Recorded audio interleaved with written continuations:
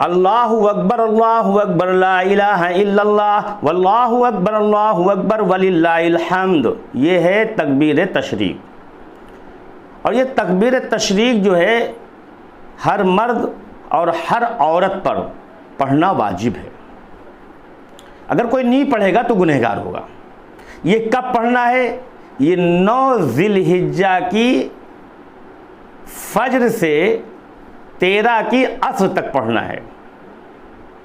यानी 9 ज़िलहिज्जा की असर की नमाज से लेकर और 13 तारीख की असर तक, यानी 13 ज़िलहिज्जा की असर की नमाज तक जो है ये आपको पढ़ना है।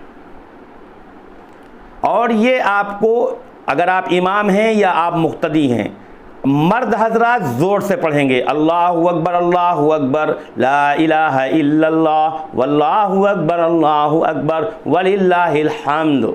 ये मर्द हजरात ज़ोर से पढ़ेंगे। औरतें भी 5 वक्ता नमाज 5 वक्ता नमाज के बाद मर्द भी पढ़ेंगे। 5 वक्ता हर नमाज के बाद, फजर के बाद पढ़ेंगे, ज़ोहर के बाद पढ़ेंगे, असर के बाद पढ़ेंगे, मगरिब के बाद पढ़ेंगे, इशा के